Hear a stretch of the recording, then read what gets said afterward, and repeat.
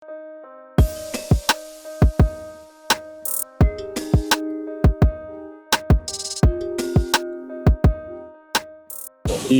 akhir 2019, kemudian di awal 2020, kita semuanya kan hampir tidak bisa melakukan aktivitas yang optimal di luar. Sehingga saya mempunyai inisiatif untuk mencoba berkarya di rumah dengan membuat kolam ikan dari terpal yang bundar itu 3. Kemudian saya coba dari awal yang kita memang tidak punya basic di perikanan. Kita belajar dari kegagalan di situ. Ada yang mati, ada yang baru tebar bibit nggak bisa kita openi dan sebagainya.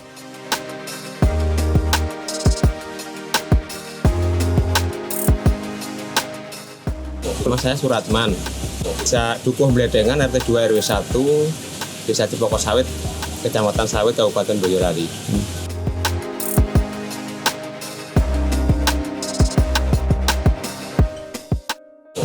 Kondisi air, treatment pengelolaan dan sebagainya saya pelajari.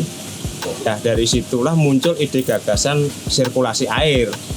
Maka air yang ada di kolam lele saya putar, yang tadinya hanya berputar biasa, artinya dari kolam kembali ke kolam. Saya berpikir kok nggak bisa dimanfaatkan yang lain. Akhirnya saya putar lagi ke dalam pralon-pralon ini untuk nutrisi tanaman-tanaman yang awalnya dulu juga hanya kangkung aja. Kolamnya 3, kemudian saya kembangkan lagi, tambah lagi 3, sampai sekarang 10 kolam. Nggak iseng aja dulu 4 pralon aja. Sekarang sudah berapa ini? 4 kali ini 25 pralon. Jadi kalau 25 pralon itu kita lubang per titik itu 25, sudah 500 sampai 600 plong media tanam kayak gini. Nah, dari sini pun kita masih berpikir bagaimana kalau endapan ikan ini sendiri kita hanya berputar kembali lagi kan tetap ada yang harus dibuang itu karena residu yang sudah terlalu kental, banyak amoniaknya, sehingga ada kembali ke kolam, ada yang memang harus kita buang, kita jadikan nutrisi tanaman-tanaman yang ada di polybag, di pot, yang akhirnya menjadi tanaman hias.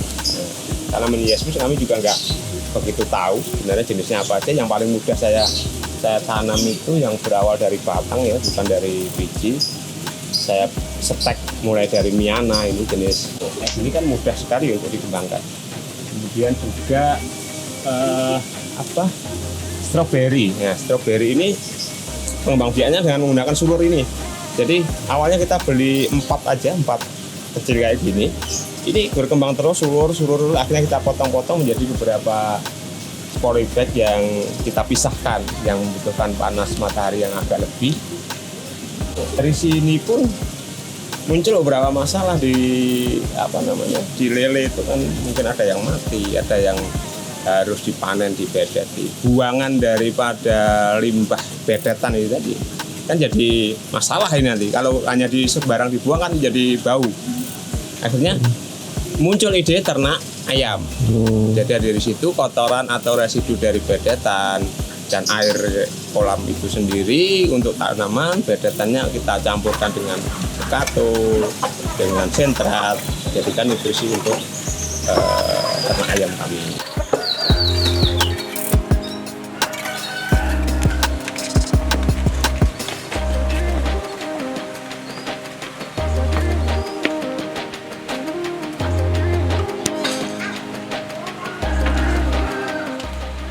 Kalau kelinci ini kan kita kadang-kadang kan bersih-bersih rumput ya, rumput ataupun gulma-gulma yang ada di tanaman ini.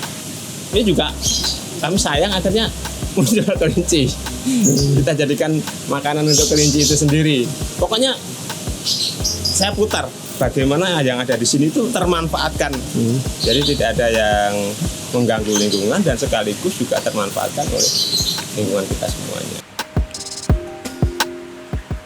Kotoran ayam pun yang tadinya ayam itu makan bedetan lele sama bekato kan, kotorannya kita campurkan dengan dedak atau dari tanaman padi itu ada dedak atau rambut bahasa Jawa gitu kan. yang tadinya untuk eker-eker ayam, kan sisanya juga menjadi satu dengan kotoran ini. Itu sangat bagus untuk media tanaman hias yang mereka membutuhkan tanaman yang berrongga-rongga, artinya tidak seperti tanah liat lempung gitu kan. Ini kan nggak ada kandungan asupan oksigennya, tapi dengan media seperti pupuk kandangnya dicampur dengan sekam yang sudah busuk ya, karena sudah bercampur dengan kotoran tadi, itu menjadi nutrisi yang bagus.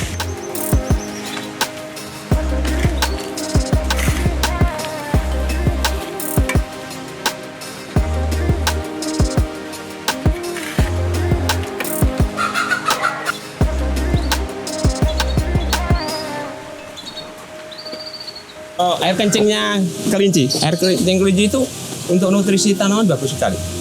Jadi hampir tidak ada terbuang. Makanya kalau ini tidak saya kelola, pasti panjenengan duduk di sini atau berdiri di sini bau.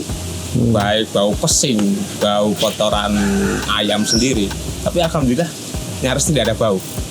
Karena urin kelinci ini kita tampung, bahkan kita alirkan ke ini buat besar ini jadi parit atau sungai kecil yang merupakan buangan dari lele sekaligus urin kelinci yang diputar oleh pompa masuk ke peralon-peralon. Jadi ada proses nitrifikasi. Nitrifikasi itu pengambilan nitrogen untuk konsumsi atau nutrisi tanaman itu sendiri. Nah, kedepannya lagi mudah-mudahan ini bisa menjadi inspirasi bagi kita semuanya. Apa yang ada di lingkungan kita masing-masing, coba kita optimalkan.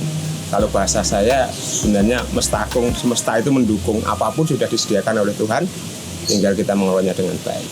Bahkan di sini juga ada bantaran sungai yang barangkali juga bisa mengetuk laut semuanya. Kita coba bersihkan. Suatu ketika ini akan melebar ke tebing-tebing sungai, jadi ada natural betul-betul ekosistemnya akan terbangun kembali dengan tertata dengan lebih baik. Itu pun juga akan menjadi sebuah obat. Apalagi di masa pandemi ini orang terlalu disibukkan oleh keadaan-keadaan berita-berita yang kurang sedap ya, dari luar banyak korban dan sebagainya. Tapi dengan banyak aktivitasnya di rumah berkarya, insya Allah fresh.